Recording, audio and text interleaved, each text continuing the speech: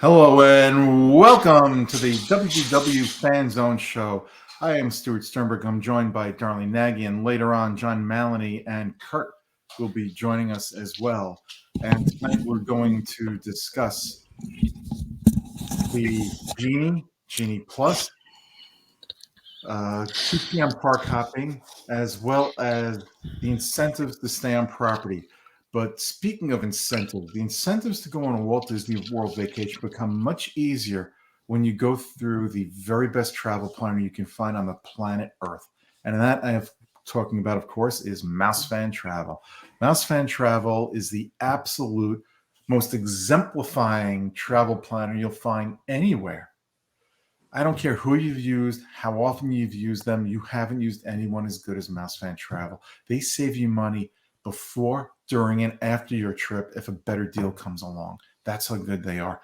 Best customer service you're going to find anywhere. They work with your budget, within your budget. However you want to do it, they will help you do it your way, which is the only way you want to travel, wherever you want to travel. So whether it's Walt Disney World, Disneyland, a Disney cruise, an adventure by Disney, some other vacation, maybe not a Disney vacation, they can help you there too. They've got travel experts in every facet of the travel industry.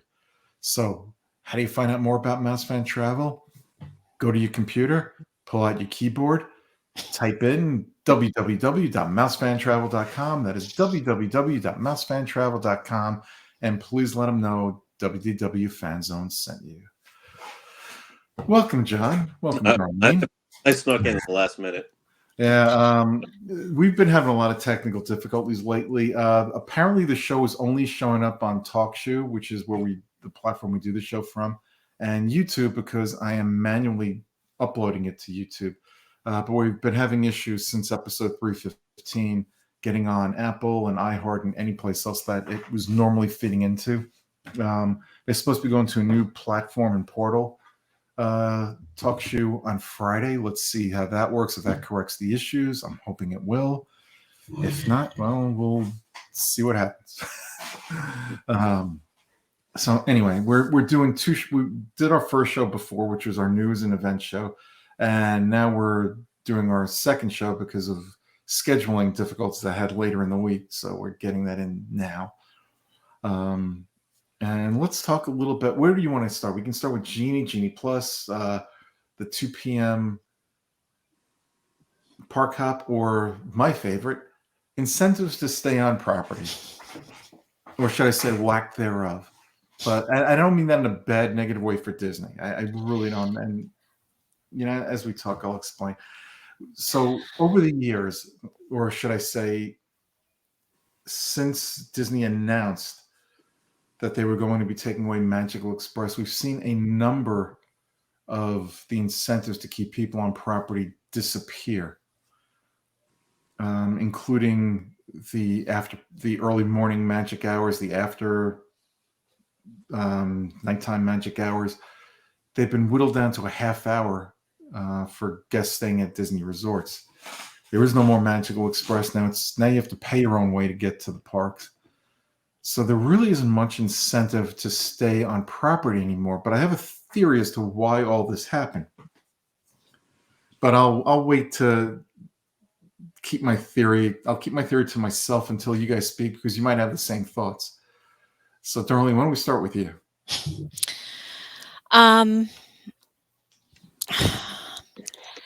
The incentives, I mean, they were trying to, I think, switch things up before a lot of the changes happen.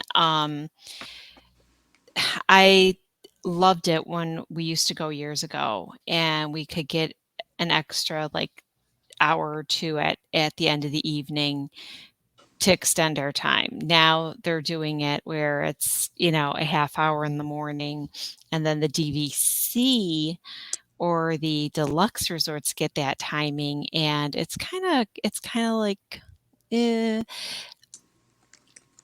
don't feel like it's fair if you're staying at a value or a moderate. I mean, we used to stay at those.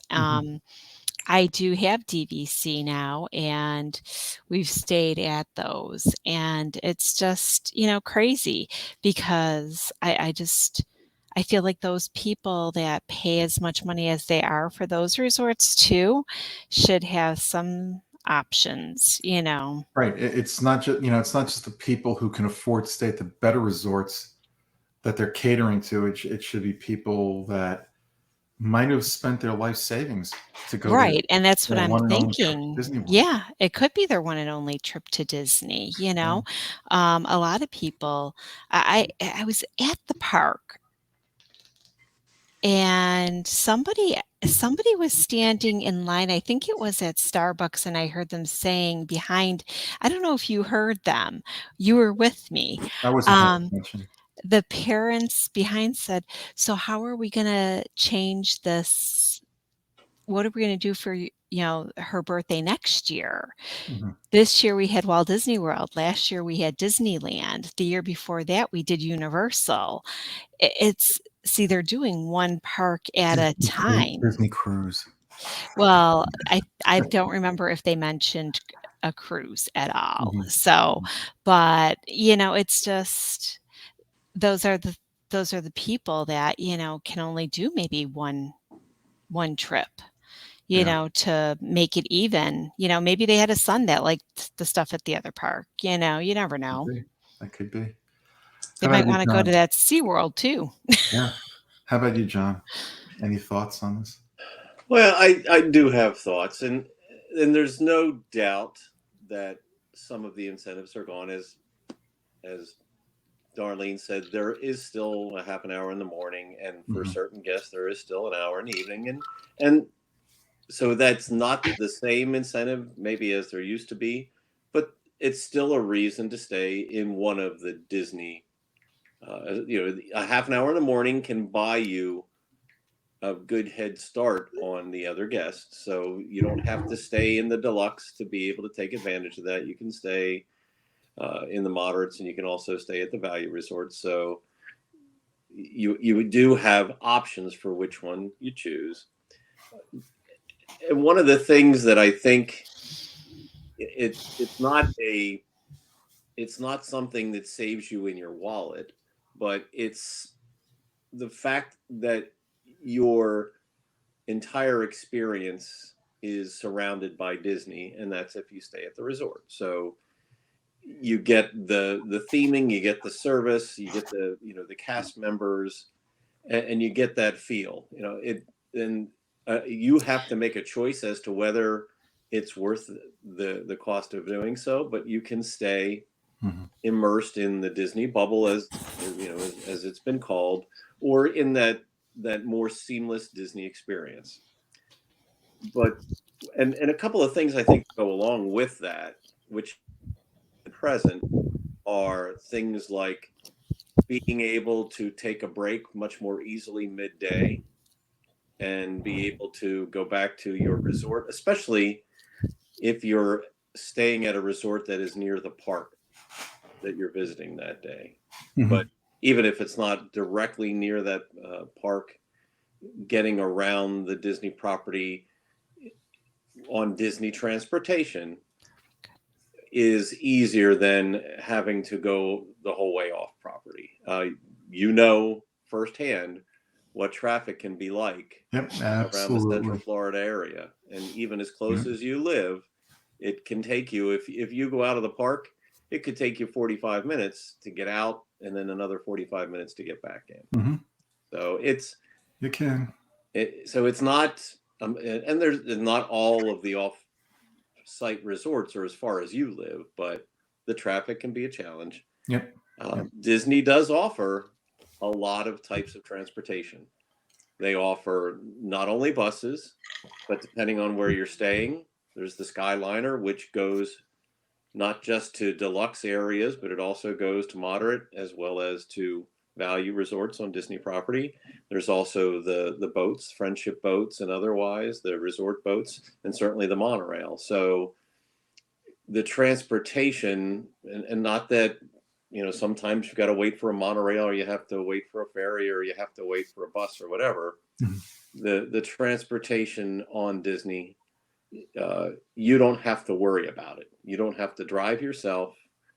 Somebody will take care of you. So there is something to say about that. And I know myself, I don't go into a park at 8 o'clock or 9 o'clock in the morning and stay till 9 o'clock or 10 o'clock at night. I Right. like to be able to exchange parks or to go to my resort, in early afternoon, mid afternoon, whatever. So it's, again, you've got to.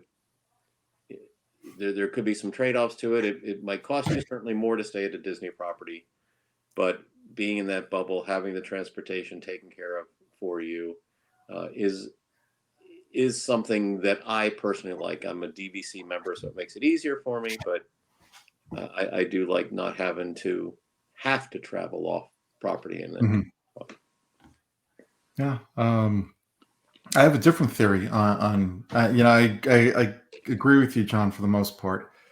But what I think is going on, I think Disney probably knows their resort guests better than we know their resort guests.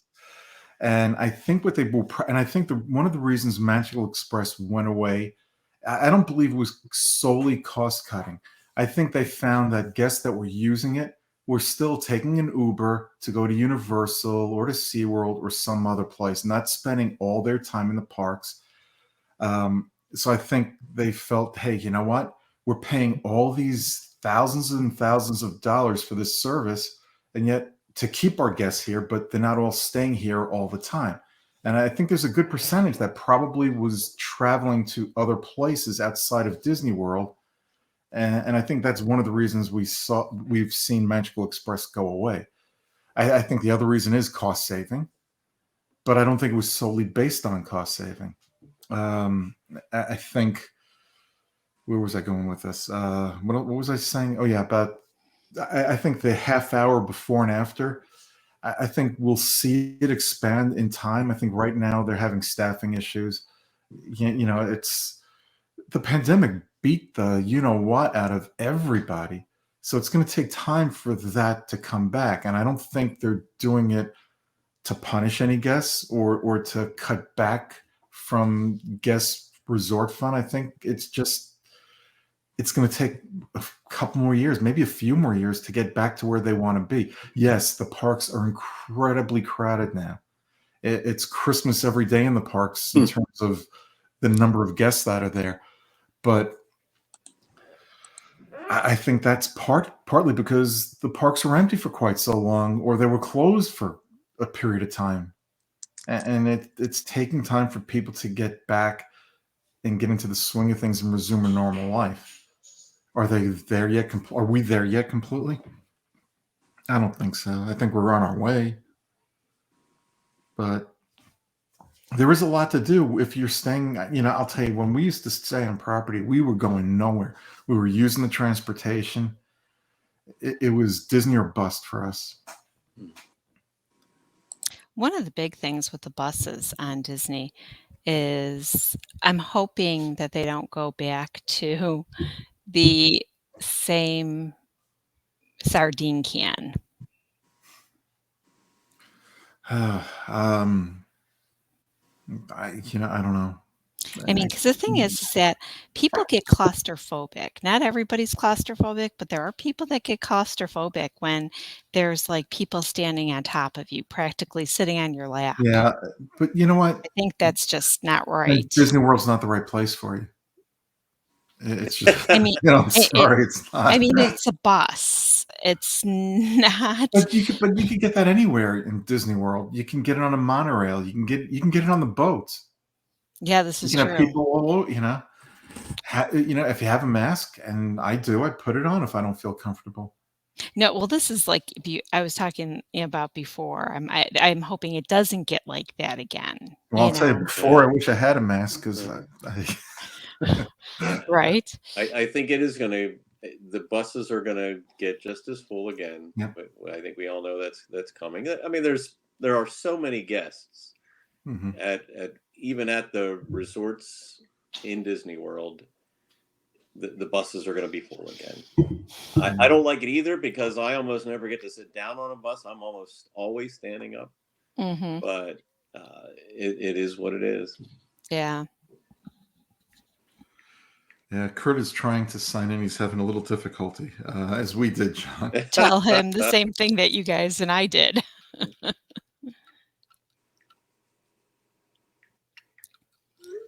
Cogsworth's enjoying being on the show tonight, apparently. Hi, Cogsworth. Yeah. All right, let's move on to Genie and Genie Plus. I don't want to get into what's working, what's not working. What are some of the things you would do to make it better? Go ahead, John. Well, I was going to say Disney's already done something recently to make it better, and they've added attractions that were individual lightning lanes into Genie Plus, including big attractions, Frozen Forever After, Space Mountain, and what was the other one? There was another one they added. Oh, I mentioned it on the news today too. Unfortunately, I threw that paper out, but it was Space Mountain, Frozen, and Mickey and Minnie's Runaway Mickey Train. and Minnie's Runaway Rail. So some headliner attractions. So they're putting more volume into the inventory. Which sorry to interrupt you. I just want to welcome Kurt to the show. Thank you for joining. Hi guys. We had difficulty too getting in, so yeah, just couldn't get the system to work. Yep. Yeah. Sorry, John. Go ahead. No. Good to see you, Kurt. Hey, John. Hi, Darlene. Hi. But so I think that was a big thing. You know, I've used Genie Plus, and that is the thing that makes me more comfortable with using it, is knowing that there's going to be enough attractions available at the time that I want them. So I think adding that into the inventory was a big plus. Yeah. You know what I think they should do? I think they should limit the number they sell per day. Maybe they do now, but maybe even more so than what they're doing. So cast members aren't spending hours dealing with customers who can't get on any attractions. And maybe it's something you should have to book in advance, even if you get a single day ticket. Yeah. And I'm not talking about the rides themselves. Maybe they can go back to that as well. If you purchase the Genie Plus, book your attraction 90 days out, let's say, or 60 days out before you get to the parks. But they were getting a lot of complaints about that, because if someone was coming on a Monday, then you couldn't book anything because someone on a Sunday had already booked it.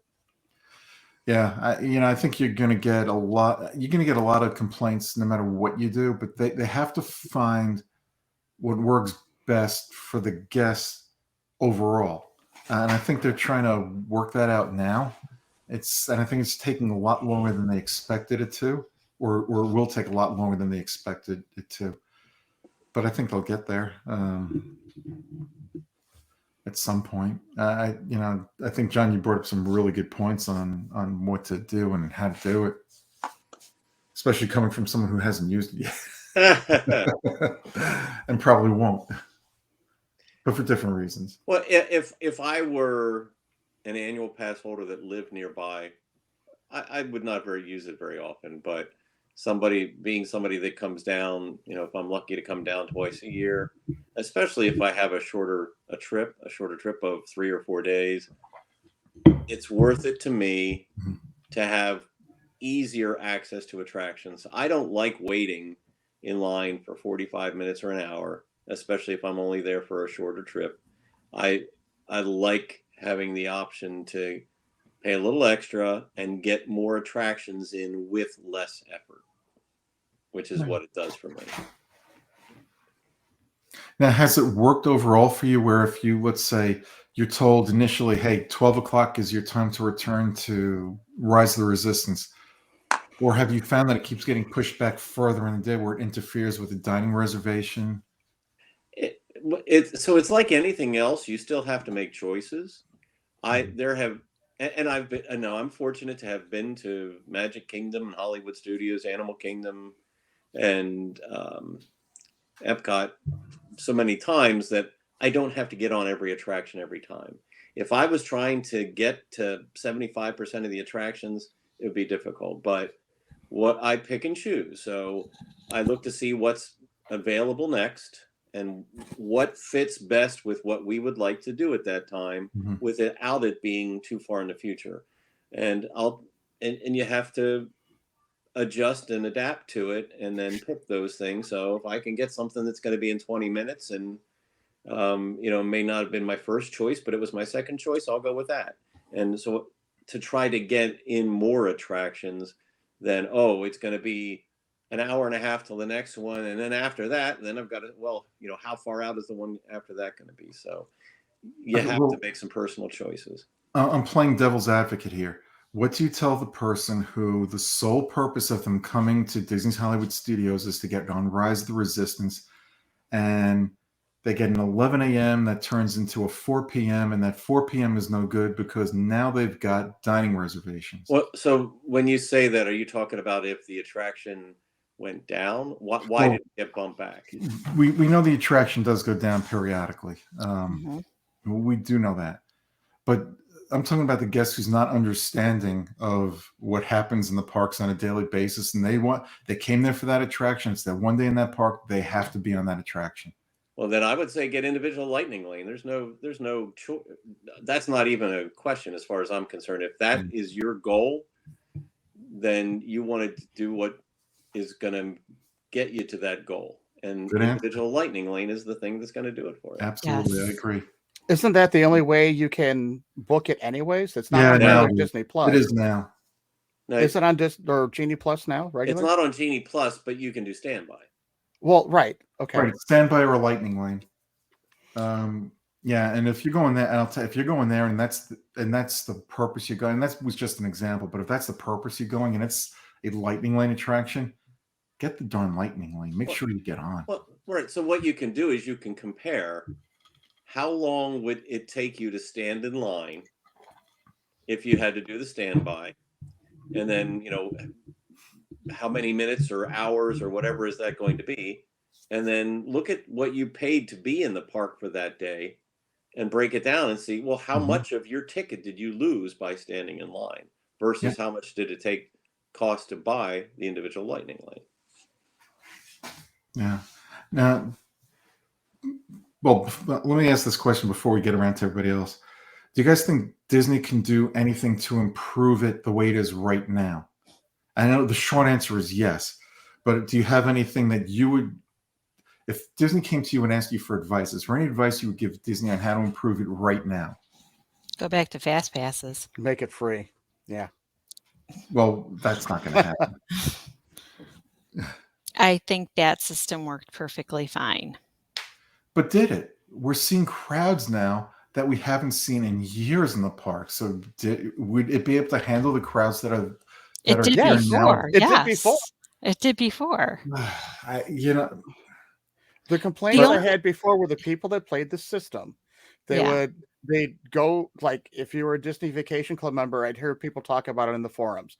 They were going to their resort on Monday, so they would book a Value Resort on Saturday and Sunday so they could get all the rides they wanted. And then when it gets closed, they would dump those 2 days and have all the attractions. That was the problem.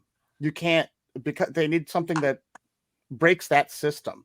So that can't be done. So if they booked each day individually, 60 days out, then it would have been better. That would have fixed the system. Okay, so let's say you take Genie Plus and you allow guests to book 3 attractions per day in the same park, like Fast Pass. But you're paying for it now. Would that work? Do you think that would work? Depends on how big your party is, too. Yeah. Oh, and so do we think that Fast Pass worked for guests that did not plan ahead, didn't realize they had to get it? No, I don't think it did. It depended on what kind of attraction we're talking about. The big headliners, no, it's not going to help. E-tickets, it's not going to help. But could they get on? I mean, you could walk in and get a Fast Pass for Goofy's Barnstormer. Well, right, but if you could walk in and get the Fast Pass, then I would say the Fast Pass wasn't doing anything for you anyway. I agree. There were plenty of attractions that had Fast Pass, and the only reason they had Fast Pass is because Disney was trying to distribute people. So people would use them and think they were getting something for it, but you could get on the attraction just as fast without a Fast Pass. But that's not always true. The reason why I brought up Goofy's Barnstormer was we finished an attraction. There was in 15 minutes you could get on Goofy's Barnstormer, so we booked that, walked over there, walked to the front of the line, got on. The people behind me said, once that was done in a minute and a half, they're like, I just waited in line 45 minutes for this. So there were times where if you use the Fast Pass, it actually did help. Yeah, but there's other attractions like, It's Tough to Be a Bug or Muppet Vision 3D. Mm-hmm. That wasn't going to make a difference, right? But there are a number of others, and they were your lower tier, which again Disney had to have something for that lower tier, and again is to try to distribute. And people that haven't been to Disney World as much and didn't realize what it was, they would use it, but for somebody that knew better, they wouldn't go out and get that Fast Pass. So I'm just saying that Fast Pass, as it was before, still had its challenges. It did. It definitely did. You could you could go to an attraction and you can have everybody coming back with their Fast Passes at the same time. Mm-hmm. Even though there was, what was it, 1 hour, 2 hour window? I forgot.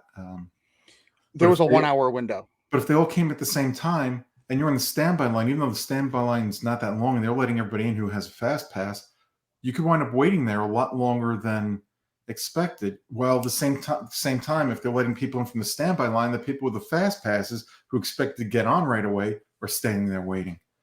Now, I haven't used Genie Plus, but how is that any different now? Except for that you have to pay for it. What we don't know about Genie Plus is, like you said before, is how many are they making available? Right. We don't know that. Yeah, we don't know. And so how many people have purchased Disney Plus versus how many people used the Fast Passes before? Mm-hmm. So my question, if they're limiting that, we know they're not limiting the number of Genie Plus in the parks, as far as we know. Because if I want to get a Genie Plus, we don't know. I don't think we know one way or the other. Right. I've never heard anyone say they were refused and couldn't get a Genie Plus. So now my question, I'm going to use little numbers. Say we've got 1,000 people that got Genie Plus on one day.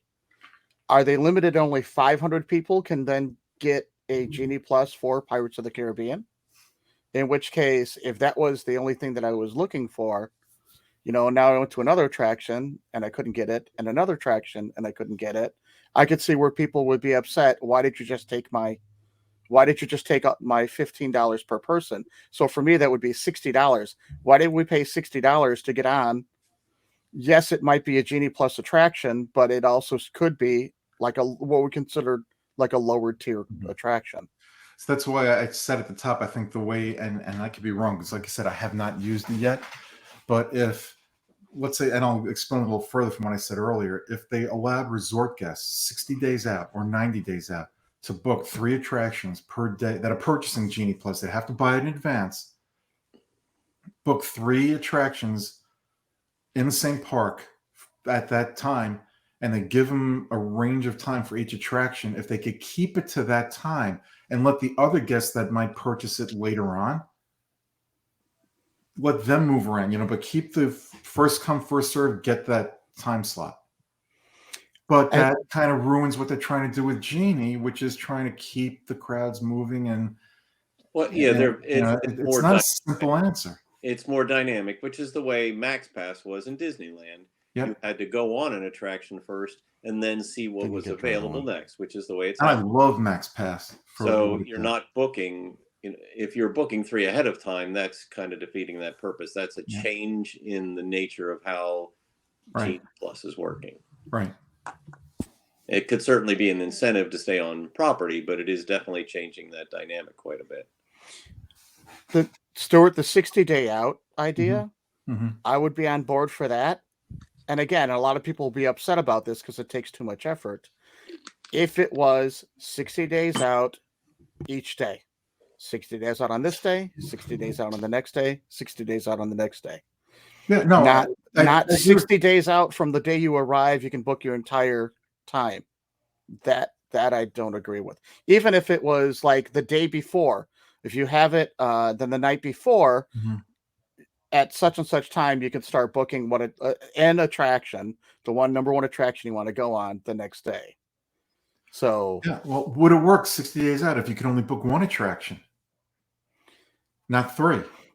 as long as it wasn't one Per attraction day. for that entire vacation No, from day per day, one. per day of your vacation stay. Each day on your vacation. So like Monday, I booked it on the Monday. The next day, I would book it on that next day. The next day, I have to book it on that next day. But that would mean you'd have to purchase Genie Plus for every day of your stay. You have to do that anyways if you book it ahead of time. If you get Genie Plus ahead of time. If you have a package, you have to do it right. with a package. Mm-hmm. Yeah, I don't think there's a easy answer. No, I think they still have to figure out, for those of us who think it's not working as well as it should, I think there's a reason for it. And I think there are a lot of people who aren't using Genie or Genie Plus that are coming into the parks and going, you know what, I'm going to go over here now. I'm going to go over there now. And it's kind of thrown off their algorithms because you can't expect somebody who's not using it to know when to expect them. Yeah, well, you'd almost have to have 80% of the attractions in the park be a headliner attraction. Yeah, there's always a larger set of folks that want to go to those headliner attractions. It's not that the guests don't like the lesser visited attractions too; they do. But I mean, you're trying to get a perfect distribution of guests across the attractions and shows and everything else that the park has to offer, and that's what Genie Plus and Lightning Lane and what Fast Pass was all about, was to try to get that better distribution so that you didn't have 70% of the people trying to get on 3 attractions all at the same time. Yeah. Now, if you want a lightning line for either Rise of the Resistance or the Smuggler's Run, all you have to do is stay on the Star Wars Starliner. Yep. Whatever it's called, and spend $5,000, $5,000 or $6,000. That's all you got to do, and you get it automatically front of the line lightning pass. That's all you got to do. So I read about that last night. So hey, that right there, let's book it.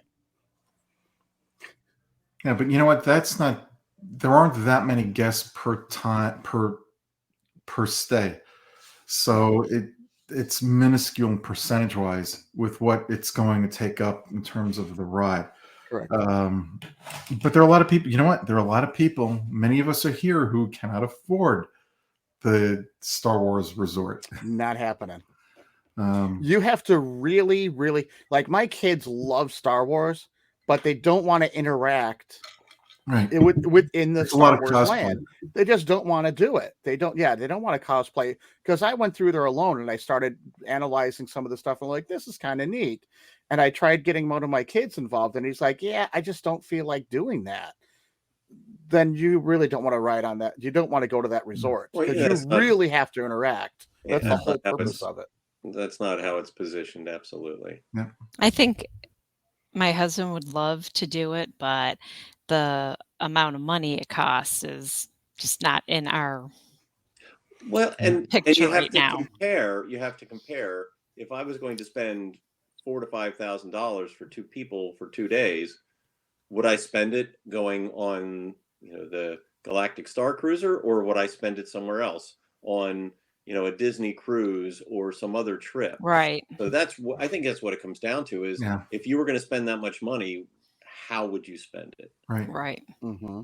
And so that's why it comes down to, for most guests, well, how hardcore a fan are you? And to Kurt's point, want that level of interaction. And they're definitely the people that do.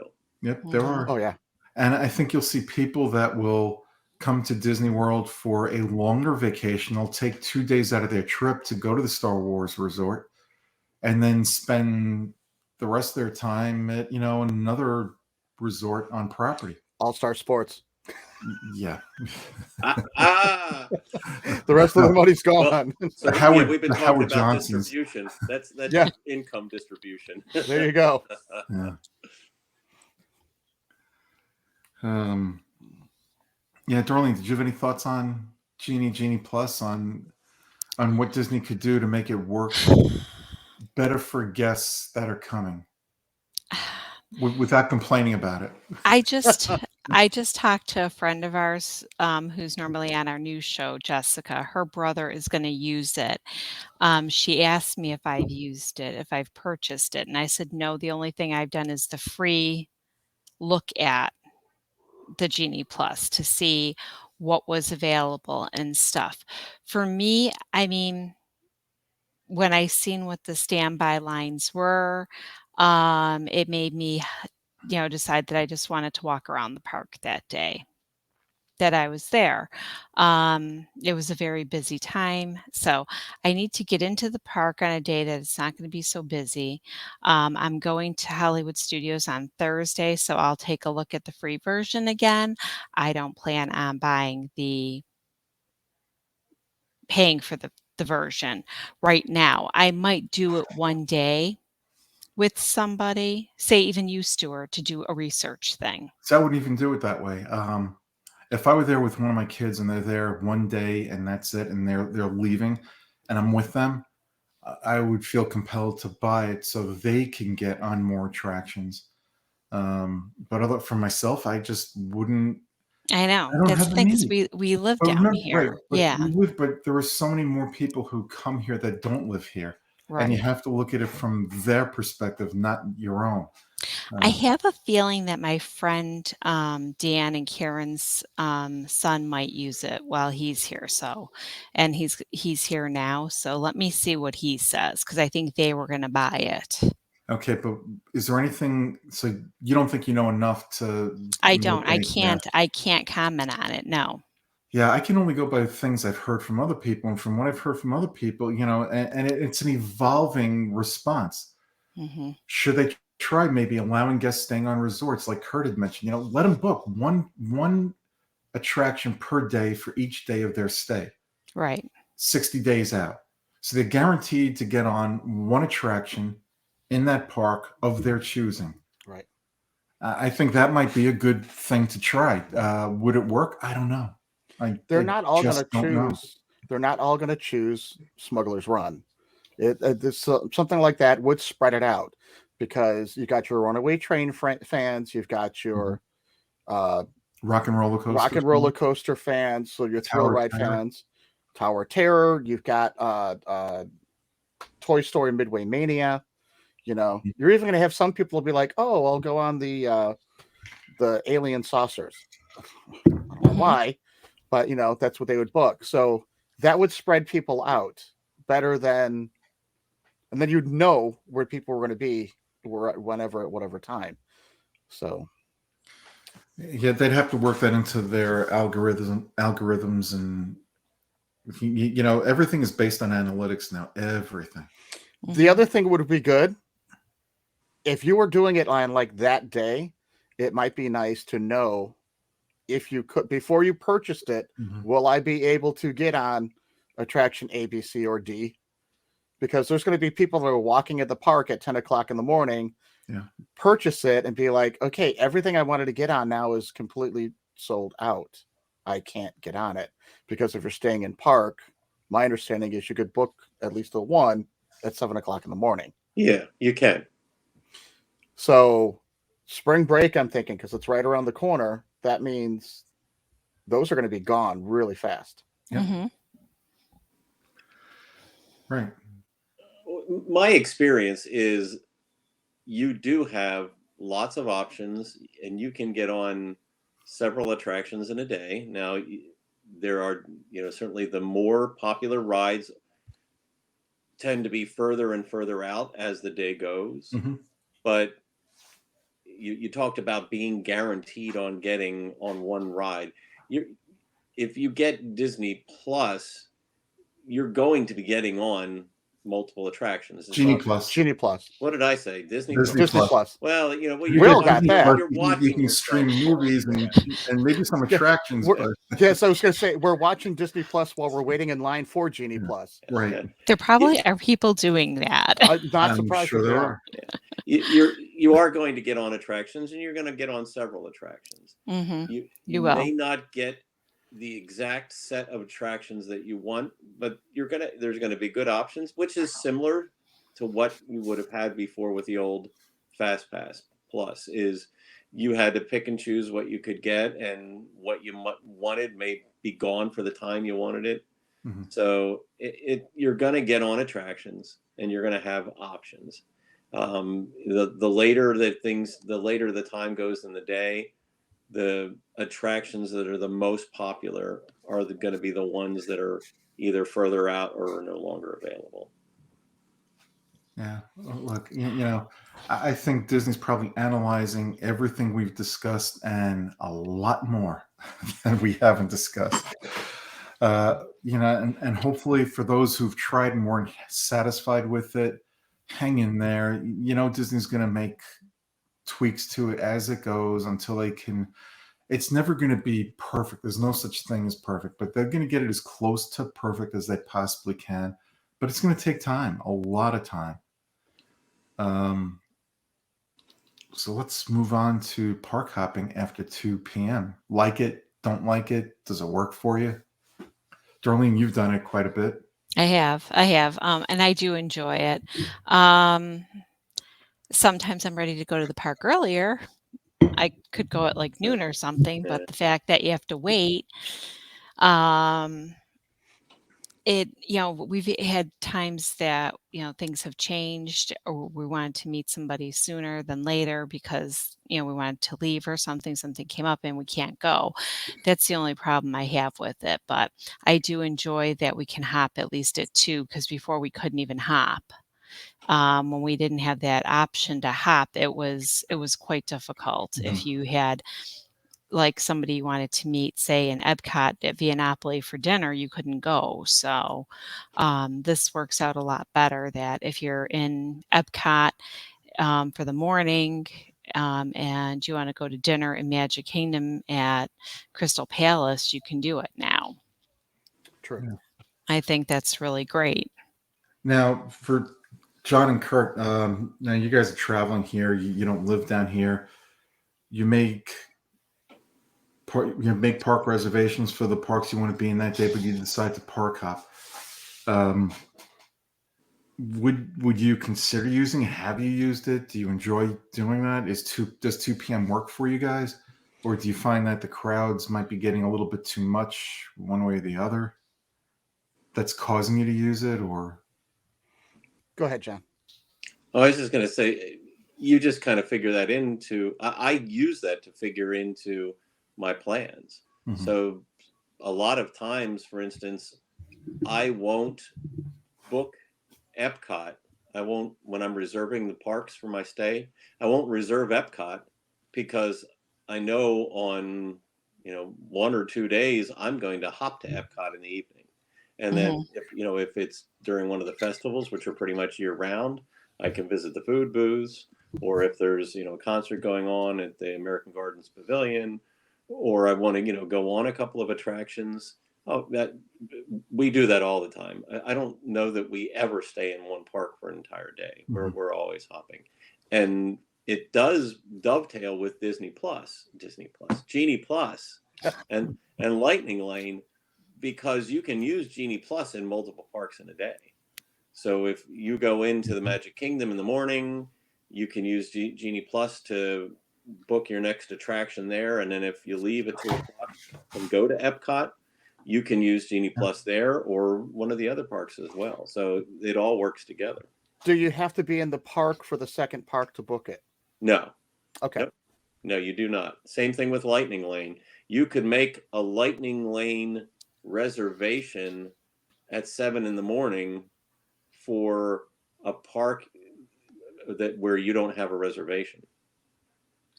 That sounds dangerous, especially during in busier time of year where they may not let you in the afternoon.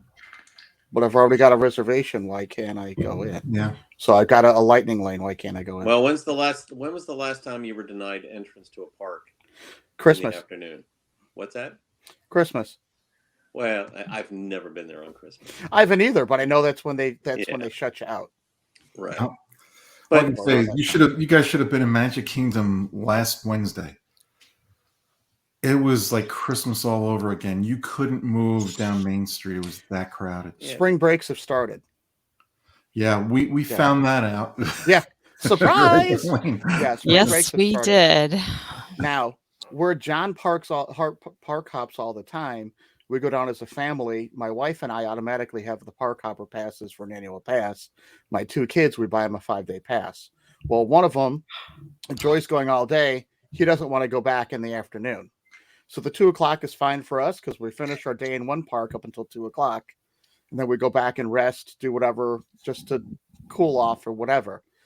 Now, we have gotten in the past for our other son, the park hopper.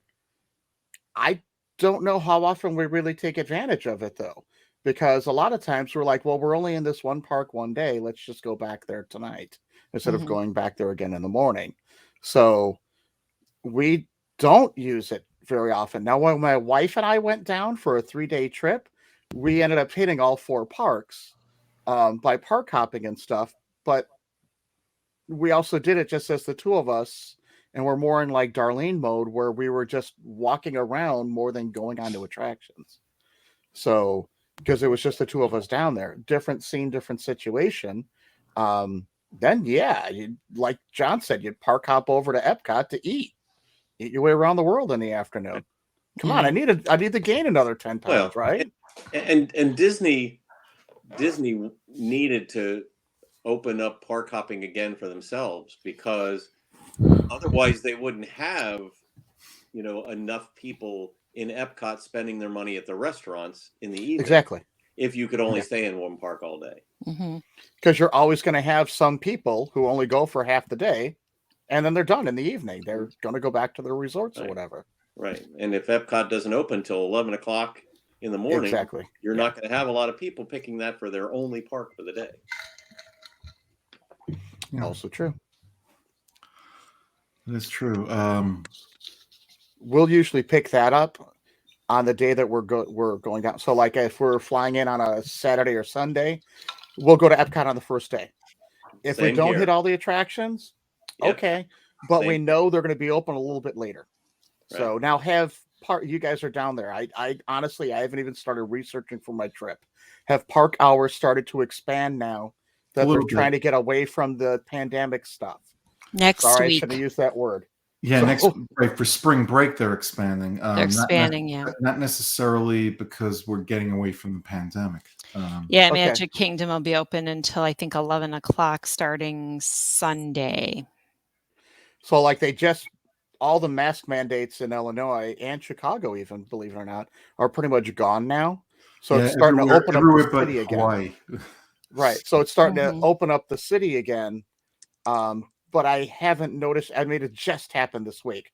I haven't noticed yet how much hours have started changing. It still feels like the hours are a little bit shorter, mostly because we still are having problems getting people to actually go back to work, to have more to be open later.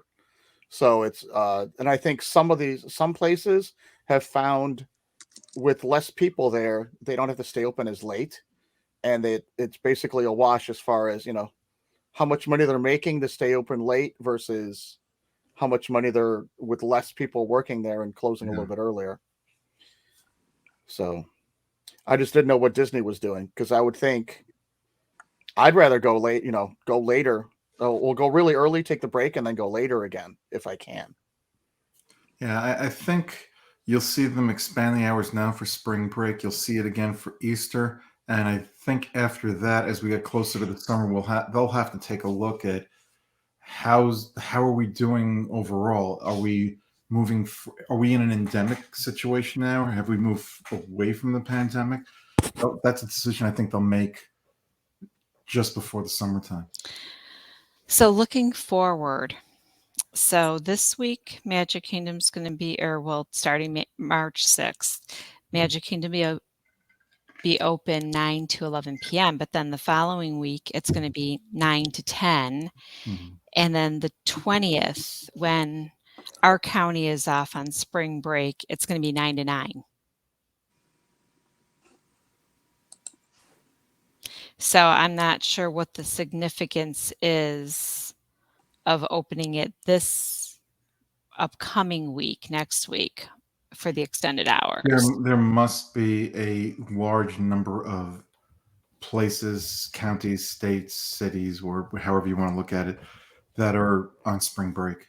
It's got to be, because, yeah, it's like only this one week is the longest. So I just pushed it forward as far as it would go. It goes until May 10th, which is a Tuesday. Mhm. Yeah. Magic Kingdom's 9 to 9. Epcot is 10 to 9. Yeah. Early entry 9:30 to 10. Hollywood Studios is 9 to 9. Animal Kingdom is 9 to 7. So that is a little longer than it was last year when I was down for those hours. Oh, that's now, good. When you're staying at a deluxe resort, I know the early park hours are that half hour early. Mhm. Do I remember correctly somewhere, if you're at a deluxe resort or a DVC, that you've got extra time after as well? In certain parks. Yes, In certain parks? And certain days. In Yep. certain days. Okay. That's just one of verification. Thank you. So, speaking about park hopping, do you think Disney will increase? When I say increase, I mean decrease the time. Instead of it being 2 p.m., do you think they'll lower it to 12 p.m. at some point? Or do you think they're going to allow park hopping all day if you like? Or do you think it's going to stay the way it is as long as the reservation system is in place?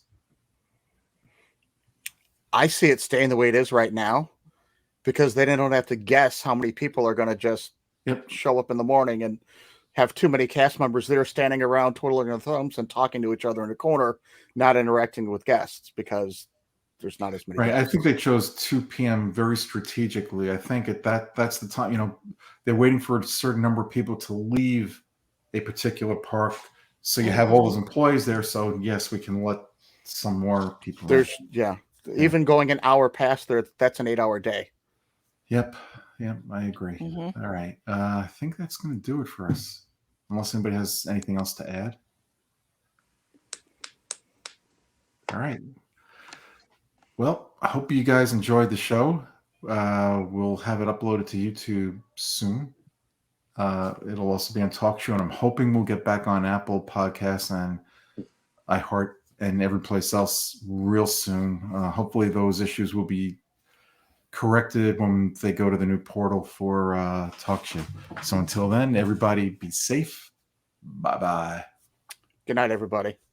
Here's hoping that your next Disney vacation is a real plus in your life. Have a magical night. Stay safe, and we'll see you real soon.